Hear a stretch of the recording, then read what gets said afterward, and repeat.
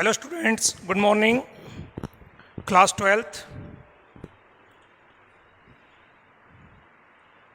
आज हम स्टार्ट कर रहे हैं चैप्टर नंबर 2, यूनिट नंबर 1 और उसमें भी चैप्टर नंबर 2। और उस चैप्टर नंबर 2 का क्या नाम है?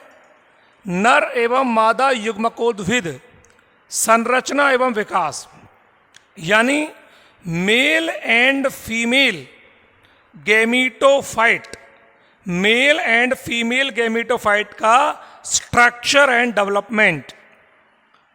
किस प्रकार से नर युग्मक बनेंगे, किस प्रकार से मादा युग्मक बनेंगे। बहुत ही अच्छा इंटरेस्टिंग सा चैप्टर है ये। हम पिछले चैप्टर में आपको ये बता चुके हैं कि लैंगिक जनन का जो अंग होता है वो पुष्प होता है, फ्लावर होता है। और फ्लावर के अंदर आवश्यक चक्र और सहायक चक्र पाए जाते हैं। आवश्यक चक्र में 2 हिस्से होते हैं, 2 पार्ट होते हैं, पुमंग और जायांग। बहुत आसान सी बात है। पुमंग जो होता है उसकी एक इकाई पुंकेसर कहलाती है, स्टामेन, जिससे नर युग्मकों का विकास होगा। और मादा जननांग जो होता है जायांग होता है, जिसकी एक इकाई अंडप कहलाती है, कार्पल्स, जिससे मादा युग्मक का विकास होगा। इस तरह से नर युग्मक का उद्भव यानी नर युग्मकोद्भिद और मादा युग्मक का उद्भव यानी मादा युग्मकोद्भिद। तो इस चैप्टर में आप बहुत ही सिस्टमेटिक चैप्टर्स हैं। पहला चैप्टर ये बता रहा था आपको कि अलैंगिक जनन और लैंगिक जनन में क्या डिफरेंशिएशन है। दूसरा चैप्टर आपको बता रहा है कि जो लैंगिक जनन होता है उस लैंगिक जनन के अंतर्गत पुष्प में नर युग्मक का और मादा युग्मक का विकास कैसे होता है। तीसरा चैप्टर आपको बताएगा किस प्रकार परागण होता है, नर और मादा युग्मक मिलकर के निषेचन करते हैं, किस प्रकार भ्रूणीय विकास होता है। ये सारी चर्चा अगले चैप्टर में होगी। और चौथे चैप्टर में जनन की विशिष्ट विधियां स्टडी करेंगे। तो इस चैप्टर में हम क्या पढ़ने जा रहे हैं? नर और मादा युग्मकों का उद्भव कैसे होता है, नर और मादा युग्मकों का विकास कैसे होता है। उसके लिए आपको जानना पड़ेगा पुष्प के बारे में, जो एक लैंगिक जननांग है, एक सेक्सुअल ऑर्गन है, सेक्सुअल रिप्रोडक्टिव ऑर्गन है। और पुष्प होता है एक रूपांतरित प्ररोह। क्या होता है? एक मॉडिफाइड स्टेम होता है, एक रूपांतरित प्ररोह होता है। पुष्प क्या होता है भैया जी? एक रूपांतरित प्ररोह होता है। इसका मतलब होता है कि जो शूट है, जो स्तंभ है, वो स्तंभ जब आगे की ओर बढ़ता है तो उसकी पर्व संधियां होती हैं। स्टेम की क्या होती है? पर्व संधियां। और इन पर्व संधियों से उर्वरक, फर्टाइल और बंध्य, स्टराइल, 2 तरह के पुष्प पत्र लगे होते हैं। तो यहां पर कहीं उर्वरक, फर्टाइल या कह दीजिए रुद्ध या स्टराइल पुष्प पत्रों का निवेशन होता है। और इन्हीं पुष्प पत्रों से पुष्प की उत्पत्ति होती है। किसकी उत्पत्ति होती है भैया जी? पुष्प की उत्पत्ति होती है। वो पुष्प स्ट्राइल भी हो सकता है और फर्टाइल भी हो सकता है, रुद्ध भी हो सकता है और वो उर्वरक भी हो सकता है। इसलिए हम कहते हैं कि पुष्प एक रूपांतरित प्ररोह होता है, जिसे बीजाणु पर्णधारी प्ररोह भी कहते हैं। पुष्पों का नाम क्या होता है? दूसरा, बीजाणु पर्णधारी प्ररोह, यानी एक ऐसा प्ररोह जो कि ऐसे पुष्प पत्रों को रखता है, ऐसी पर्णों को धारण करता है जिनसे बीजाणुओं की उत्पत्ति होती है, यानी बीज की उत्पत्ति होती है। समझ में आ रही बात? नहीं आ रही है? ऐसा प्ररोह जो कि ऐसी पर्णों को रखता है, पुष्पीय पर्ण, पर्ण मतलब पुष्पीय पर्णों को रखता है, जिनसे आगे चल करके बीज बनते हैं, बीजाणु बनते हैं। और आप सभी जानते हो कि जब नर युग्मक और मादा युग्मक मिलेंगे, निषेचन होगा, डेवलपमेंट होगा, विकास होगा, तो लास्ट में जाकर के बीज का निर्माण होता है। इसलिए पुष्प को ना केवल एक रूपांतरित प्ररोह कहते हैं, बल्कि पुष्प को बीजाणु पर्णधारी प्ररोह यानी स्पोरोफिल वियरिंग शूट भी कहा जाता है, क्योंकि एक ऐसा प्ररोह होता है जो मॉडिफाइड हो जाता है, चेंज हो जाता है पुष्पीय अंगों के अंदर। और ओ पुष्पीय अंग जो होते हैं आगे चल करके बीजाणुओं का निर्माण करते हैं। तो इस प्रकार का ये होता है। तो इसलिए हम इस चैप्टर के अंदर पुष्प के दो प्रमुख जो अंग हैं, पार्ट हैं, उनकी चर्चा करेंगे, जिसमें पहला जो स्थिति होगी और वो होगा नर युग्मकोद्भिद का विकास, और दूसरी जो स्थिति होगी वो होगा मादा युग्मकोद्भिद का विकास। तो शुरू करते हैं हम। सबसे पहले हमारा टॉपिक वो होगा नर युग्मकोद्भिद का विकास। तो अपना टॉपिक होगा अभी का नर युग्मकोद्भिद। इस चैप्टर के दो हिस्से हैं। नर युग्मकोद्भिद नर युग्मकोद्भिद ब्रैकेट में संरचना एवं विकास, संरचना एवं विकास। नर युग्मक को जानने के लिए, नर युग्मक उद्भिद को जानने के लिए आपको पुष्प को समझना पड़ेगा। पुष्प में समझा चुका हूं। पुष्प में सहायक चक्र और आवश्यक चक्र होते हैं। जो आवश्यक चक्र होते हैं उसके अंदर नर जननांगों के रूप में पुंकेसर पाए जाते हैं। उनका समूह पुमंग कहलाता है। तो हम पढ़ते हैं पुमंग, एंड्रोसियम, एंड्रोइसियम, पुमंग। पुष्प का एक हिस्सा पुमंग, एक ग्रुप ऑफ स्टामेन। पुमंग की परिभाषा क्या होता है? A group of stamen is called androecium. जो स्टामेन यानी कि पुंकेसरों का जो समूह होता है उसे क्या बोलते हैं? पुमंग कहते हैं। इट मीन्स नर युग्मकोद्भिद की इकाई क्या हो गई? सिंगल यूनिट क्या हो गई? स्टामेन हो गई, पुंकेसर हो गई। समझ में आ गई बात? नहीं आई? तो पुंकेसर जो होता है, जिसका डायग्राम बनाते हैं आपके साथ में, ये एक पुंकेसर है। ऐसे अनेकों पुंकेसरों को जब आप लगा दोगे इस प्रकार से, तो जैसे अनेकों पुंकेसरों को आपने लगा दिया, वो आपस में जॉइंटेड हो सकते हैं, नहीं भी हो सकते हैं, अलग अलग हो सकते हैं, नो प्रॉब्लम। तो इन सब का ग्रुप जो होता है, दिस इज द ग्रुप, ये कहलाता है पुमंग। और अगर सिंगल इकाई की बात करें तो वो क्या कहलाती है? स्टामेन या पुंकेसर कहलाती है। तो सिंगल यूनिट जो होती है किसकी? एंड्रोसियम की, वो पुंकेसर कहलाती है। जिसके तीन हिस्से हैं। ऊपर वाला जो हिस्सा होता है इसे अपन पराग कोश कहते हैं, पराग कोश कहते हैं, एंथर कहते हैं, एंथर कहते हैं। यहां पर जो होता है वो कनेक्टिव कहलाता है। कनेक्टिव यानी होता है योजी। और तीसरा होता है पुतंतु, पुतंतु होता है यहां पर। ये तीन हिस्से इसके पाए जाते हैं। पुंकेसर के तीन हिस्से पाए जाते हैं, पुतंतु, योजी यानी कनेक्टिव, और एंथर यानी पराग कोश। अब हम इस पुमंग की एक इकाई पुंकेसर का स्टडी करेंगे। इस पुंकेसर में इसका तो कोई विशेष योगदान यहां तक नहीं है, ये वाला हिस्सा है, इसका कोई योगदान नहीं है। नर युग्मक के विकास में टोटल जो योगदान होता है वो इस स्ट्रक्चर का होता है, जिसे हम क्या बोल रहे हैं भैया जी? जिसे हम बोल रहे हैं पराग कोश कह रहे हैं, एंथर कह रहे हैं। इसकी हम चर्चा आपके साथ करने जा रहे हैं। तो सबसे पहले इस नर युग्मकोद्भिद के विकास का मैं एक फ्लो चार्ट बना देता हूं आपको, और वो क्या होगा जरा देखते हैं। सबसे पहले पुंकेसर, पुंकेसर में क्या होगा? पराग कोश, ठीक है ना? क्या होगा? पराग कोश। और पराग कोश के अंदर क्या होगा? पराग मात्र कोशिकाएं, पराग मात्र कोशिकाएं, जिनमें क्या होगा? मियोसिस होगा, अर्धसूत्री विभाजन, जिससे क्या बनेंगे अपन के? माइक्रोस्पोर बनेंगे। यानी क्या बनेंगे? लघु बीजाणु। लघु बीजाणु, लघु बीजाणु से क्या बनेगा? पराग कण। और पराग कण से क्या बनेंगे? नर युग्मक, नर युग्मक। पुंकेसर यानी कि स्टामेन, परागकोश यानी कि एंथर, माइक्रोस्पोर मदर सेल, उसके बाद में मियोसिस हुआ लघु बीजाणु यानी माइक्रोस्पोर, फिर pollen grains, then male gametes.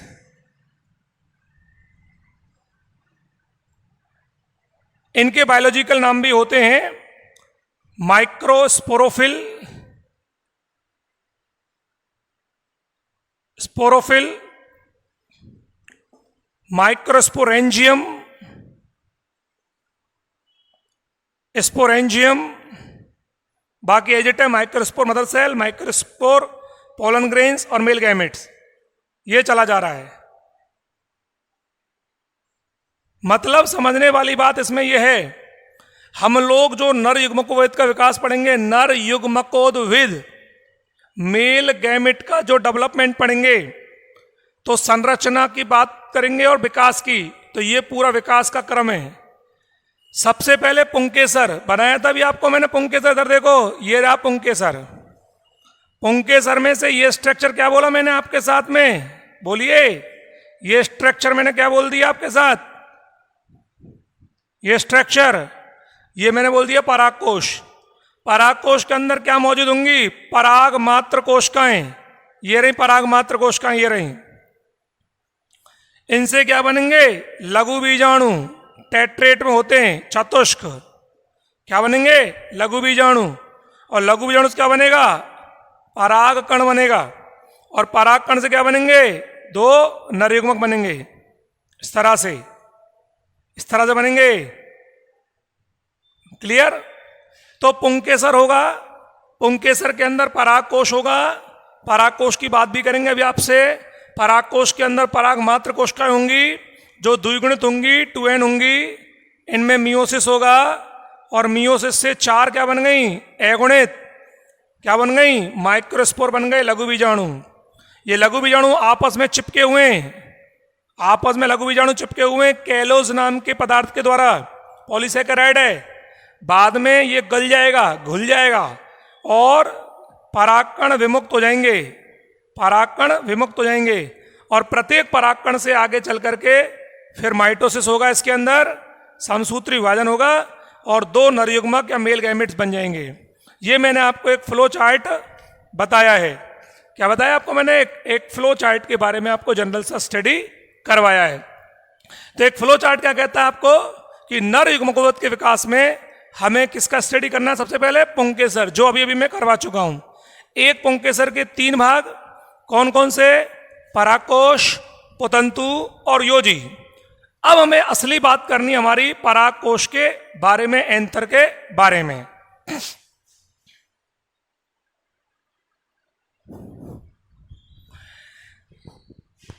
देखिए, हम पढ़ रहे हैं नर युग्मकोद्भिद का विकास, और नर युग्मकोद्भिद की पहली कोशिका हमने बताई थी आपको, क्या बताया था आपको, स्टामेन, ठीक है ना, पुंकेसर। तो ये पुंकेसर है, यहां पर ये पुंकेसर है, जिसके 3 हिस्से मैंने आपको बताए थे। ये परागकोश, ये पुतंतु योजी, और ये पुतंतु। प्रश्न ये आता है, आखिर पराग कोश का निर्माण होता कैसे। पराग कोश की संरचना को जानने के लिए आपको समझ में आ गया होगा पहला स्टेप मेरा, कि सबसे पहले हमने, हमारी जो पहली कोशिका है वो ये स्टामेन, स्टामेन सिंगल यूनिट, एक इकाई, पुंकेसर, पुमंकी। इस पुंकेसर में होता है पराग कोश, और पराग कोश में होती है पराग मात्र कोशिकाएं या लघु बीजाणु मात्र कोशिकाएं। लेकिन हमें समझना यह है कि इस पराग कोश का उद्भव कैसे हुआ। पहले संरचना नहीं पढ़ रहे अभी हम पढ़ रहे हैं पराग कोश यानी लघु बीजाणुधानी की संरचना और विकास। तो पहला टॉपिक है कि इसका विकास कैसे हुआ, इसका डेवलपमेंट कैसे हुए, बना कैसे पराग कोश यानी लघु बीजाणुधानियां कैसे बनी, और जब बन गई तो हम पढ़ेंगे संरचना। तो कैसे बनी वो देखते हैं। तो देखो, जब डेवलपमेंट होता है फ्लावर का, और फ्लावर में स्टामेन का डेवलपमेंट होता है, तो उस समय पर परागकोश कैसे बनता है। उस समय पर परागकोश बनाने के लिए शुरू में विकास की प्रारंभिक अवस्था में the initiative stage of the development अविभेदित कोशिकाओं का एक समूह बन जाता है। अविभेदित कोशिकाओं का समूह बन जाता है, जो अविभेदित कोशिकाएं होती हैं, यहां पर एक ग्रुप है पूरा अविभेदित जिनको विभाजन नहीं कर सकते, और एक ग्रुप ऑफ द सेल्स है यहां पर। और ये अविभेदित कोशिकाओं का जो समूह है ये आगे चल करके ये एक लेयर से ढका रहता है जिसे अपन एपिडर्मिस या बाह्य परत कहते हैं। ये होती है एपिडर्मिस या बाह्य परत, ठीक है ना। अब आगे चल करके क्या होता है, संरचनात्मक परिवर्तन होता है, इसमें चेंजेज आते हैं। इसके अंदर कोशिकाएं ऊपर नीचे होती हैं और ऊपर नीचे होने से दो प्रकार की लेयर्स बन जाती हैं। बाहर की ओर जो लेयर बन जाती है उसे एपिडर्मिस या बाह्य त्वचा कहते हैं। क्या बोलते हैं, एपिडर्मिस या बाह्य त्वचा। और अंदर की तरफ बड़ी बड़ी बिग सेल्स बन जाती हैं। ये बिग सेल्स हैं, एक कोशिका हो गई, ये दो कोशिका हो गई, ये तीसरी हो गई, ये चौथी हो गई, बिग सेल्स बन जाती हैं। ये बड़ी बड़ी जो बिग सेल्स होती हैं ये सघन जीव द्रव्य युक्त होती हैं। डेंस साइटोप्लाज्म यहां पर पाया जाता है, यानी कि सघन जीव द्रव्य यहां पर पाया जाता है। और ये सघन जीव द्रव्य युक्त जो कोशिकाएं होती हैं, इन कोशिकाओं को हाइपोडर्मल सेल्स कहते हैं, जिनका दूसरा नाम होता है प्रप्सु कोशिकाएं या आर्कीस्पोरियल सेल्स। इनका नाम होता है आर्कीस्पोरियल सेल्स। ये सब आपको ध्यान रखना पड़ेगा। आर्कीस्पोरियल कोशिकाएं भी कह सकते हैं।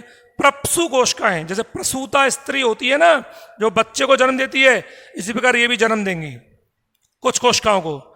तो इन कोशिकाओं को जो सघन जीव द्रव्य युक्त हैं, जो सेंटर में पाई जा रही हैं, उन सेंटर में पाई जाने वाली सघन जीव द्रवित कोशिकाओं को क्या बोलते हैं, हाइपोडर्मल सेल्स कहते हैं। और इन्हीं कोशिकाओं से धीरे धीरे करके प्रप्सु कोशिकाएं आर्कोस्पिरल सेल्स बन जाती हैं।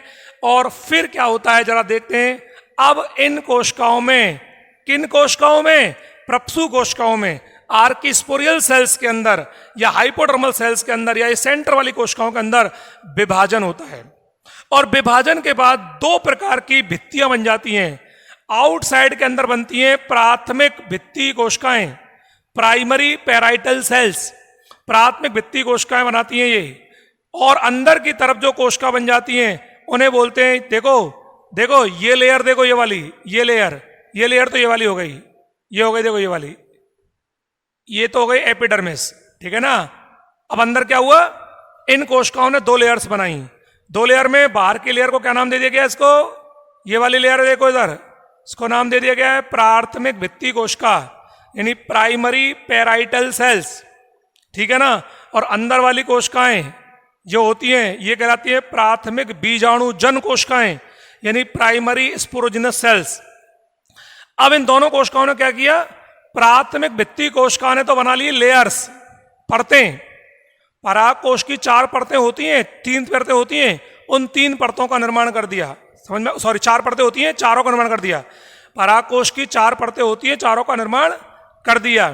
बाह्य त्वचा हुई, एंडोथीसियम हुई, अंतस्थ त्वचा हुई, मिडिल लेयर हुई और टेपिटम लेयर हुई। और अंदर की जो कोशिकाएं प्राथमिक बीजाणु कोशिकाएं, प्राइमरी स्पोरोजिनस सेल्स, ठीक है ना, इन्होंने लघु बीजाणु मात्र कोशिका का निर्माण कर दिया। तो हमारे पास कैसा स्ट्रक्चर आया वो मैं आपको यहां बता रहा हूं। देखो जरा, देखो इधर,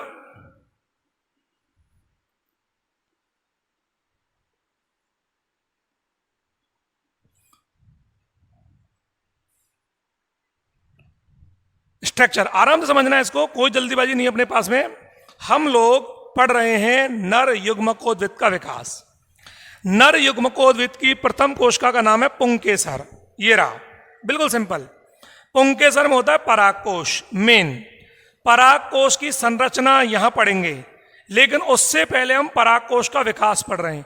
परागकोश के विकास के समय शुरू में परागकोश अविभेदित कोशिकाओं का समूह होता है, जिसमें बाहर की तरफ एपिडर्मिस बन जाती है और अंदर की तरफ कुछ कोशिकाएं बन जाती है जिनका सघन जीव द्रव्य होता है, जिन्हें हाइपोडर्मल सेल्स या प्रप्सु कोशिकाएं या आर्कीस्पोरियल सेल्स कहते हैं। इन आर्कीस्पोरियल सेल्स में विभाजन होने से प्राथमिक भित्ति कोशिकाएं और प्राथमिक बीजाणुजन कोशिका बन जाती हैं। भित्ति कोशिकाएं 4 लेयर्स बनाएंगी और बीजाणुजन कोशिकाएं लघु बीजाणु मात्र कोशिकाओं का निर्माण करेंगी। लेकिन उससे पहले आपको बता दूं कि ये जो परागकोश होता है इसमें 2 पालियां होती हैं, इसकी 2 लोब्स होते हैं। There are 2 lobes are find generally in the anther परागकोश में 2 पालियां होती है और प्रत्येक पाली 2 कोष्ठकों में बटी होती है। इस प्रकार एक 4 कक्षीय रचना होती है। तो कुल मिलाकर के जो परागकोश होता है उसमें कितने कक्ष होते हैं, 4 कक्ष। पालियां कितनी होती हैं, 2। प्रत्येक पाली 2 हिस्सों में बटे होती है, इसलिए 4 कक्ष हो गए। तो ए बी सी और डी कुछ भी कह दो, ए बी सी और डी, ए बी सी डी कुछ भी कह दो। ये आपके सामने अब 4 चैम्बर्स या 4 कक्ष आ जाते हैं पराग कोश के अंतर्गत। अब इस पराग कोश की संरचना को हम स्टडी कर रहे हैं। तो इस पराग कोश की संरचना को जब हम स्टडी करते हैं तो हम क्या देखेंगे, आपके सामने 2 ऑप्शन है, एक प्राथमिक भित्ति कोश का और एक बीजाणुजन कोश का। तो भित्ति कोश का क्या करेगी वो जरा अपन देख लेते हैं। देखो जरा, ये भित्ति कोशिकाएं 4 लेयर्स बनाती हैं। कौन कौन सी लेयर बनाती हैं? पहली लेयर जो आपको दिखाई दे रही है, ये रही, देखो ये रही पहली लेयर, ठीक है ना, ये पहली लेयर है। ये मोस्टली एक स्तरीय होती है। कितनी होती है? यूनिस लेयर्ड, एक स्तरीय कोशिकाएं होती हैं। इसे अपन क्या बोलते हैं? इसे अपन वो क्या बोलते हैं? इसे अपन बाह्य त्वचा कहते हैं। क्या बोलते हैं इसको? बाह्य त्वचा कहते हैं। इसे हम बोलते हैं बाह्य त्वचा। ये मोस्टली एक स्तरीय होती है। कितनी होती है? एक स्तरीय। और आंतरिक अंगों की या आंतरिक स्तरों की सुरक्षा करने का काम करती होती है। चपटी कोशिकाएं यहां पर पाई जाती हैं, छोटी कोशिकाएं यहां पर पाई जाती हैं। चपटी और छोटी कोशिकाएं एक स्तरीय। इसके अंदर जब आप चलोगे तो अंत स्तर आएगा 2 से 3 पड़ती है, 3 से 4 पड़ती है जो है अंत स्तर आता है, लेकिन वो मिलकर के सारी कोशिकाएं एक स्तर के रूप में रह जाती हैं। तो इसके अंदर की जो कोशिकाएं होती हैं थोड़ी सी दीर्घित हैं, दीर्घित, थोड़ी लंबी लंबी कोशिकाएं दीर्घित लॉन्गिट्यूडनल सेल्स हैं जो एक स्तर के रूप में पाई जाती हैं। इन एक स्तरीय कोशिकाओं को बोलते हैं अंतस त्वचा, अंतस या अंतःस्तर, अंतःस्तर, जिसे अपन एंडोथीसियम भी कहते हैं। एंडोथीसियम, ठीक है ना, एंडोथीसियम या अंतःस्तर कहते हैं। इस स्तर का एक प्रमुख कार्य होता है, यहां पर अल्फा सेलुलोज पाया जाता है। और ये जो अल्फा सेलुलोज होगा इसका काम होता है कि नमी को एब्जॉर्ब कर लेता है। और जब ये नमी को एब्जॉर्ब कर लेता है तो ये परागकोश स्फुटित हो जाता है, और स्फुटित होने से अंदर जो परागकण बनते हैं वो विमुक्त हो जाते हैं या निकल जाते हैं। तीसरी लेयर जो होती है वो तीसरी लेयर होती है मध्य स्तर, जो कि 3 से 4 परतों के अंदर पाया जाता है। ये मध्य स्तर होता है। ये मध्य स्तर ये थोड़े दिन तक रहता है, उसके बाद अपहासित हो जाता है और ये केवल आंतरिक स्तर की सुरक्षा करता है। इसे अपन बोलते हैं मध्य स्तर या मिडिल लेयर, मध्य स्तर इसको कहा जाता है। तो ये मध्य स्तर हो गया आपका। मध्य स्तर के अंदर की ओर बड़ी बड़ी बिग सेल्स पाई जाती हैं। ये बिग सेल्स होती हैं और इन बिग सेल्स को, ये एक स्तर में होती हैं, इन बिग सेल्स को अपन बोलते हैं टेपिटम स्तर, टेपिटम स्तर, टेपिटम स्तर।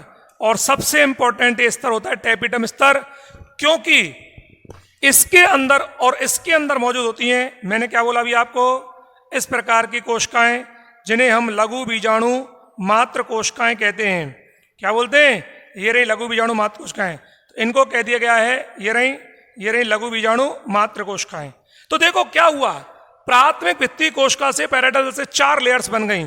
पहली लेयर का नाम क्या दिया गया है आपको? बाह्य त्वचा, जो एक स्तरीय अंदर की सुरक्षा कर रही है। दूसरी लेयर को क्या नाम दिया गया? अंतःस्तर एंडोथीसियम, जिसमें अल्फा सेलुलोज होता है जो नमी को एब्जॉर्ब कर लेता है, और नमी को एब्जॉर्ब करने के पश्चात ब्लास्ट हो जाता है, दीर्घित कोशिका होती है ताकि विकसित हो रहे परागकण बाहर आ जाएंगे। तीसरी लेयर होती है अपन की, जिसको बाह्य मध्य स्तर कहा गया है। ये 3 से 4 परतें होती है, लेकिन अपहासित हो जाती है, इसका कोई यूज नहीं है। ये टेपिटम स्तर की सुरक्षा करती है। और चौथा इंपॉर्टेंट है टेपिटम स्तर, सबसे इंपॉर्टेंट टेपिटम है, जो कि यहाँ पोषक पदार्थ होते हैं जो विकसित हो रहे परागकणों को, क्योंकि परागकण किससे विकसित होंगे? इन कोशिकाओं से विकसित होंगे। कौन सी कोशिकाओं से विकसित होंगे? ये कोशिकाएं जो कि बीजाणुजन कोशिकाओं से मिली लघु बीजाणु मात्र कोशिकाएं, और इन लघु बीजाणु मात्र कोशिकाओं से आगे चल करके लघु बीजाणु बनेंगे। तो इस प्रकार का स्ट्रक्चर हमारा क्या होता है? पराग कोश की संरचना होती है। ये हो गई पराग कोश की संरचना, या दूसरे शब्दों में कह दीजिए लघु बीजाणुधानी की संरचना भी इसको कह सकते हैं।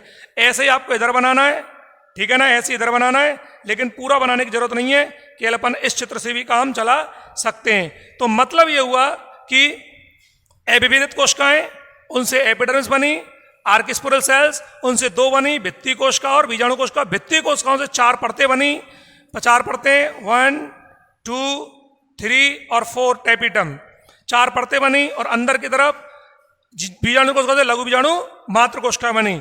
आगे चल करके इन लघु बीजाणु मात्र कोशिकाओं से ही लघु बीजाणु बनेंगे। तो ये आपको पराग कोश की संरचना समझ में आ गई। ये टैपिटम जो होता है ये पोषक स्तर है, ये विकसित हो रहे पराग कणों को पोषण देता है। और ये टैपिटम दो तरीके की होती है, ग्रंथिल या स्रावी और अमीवी है।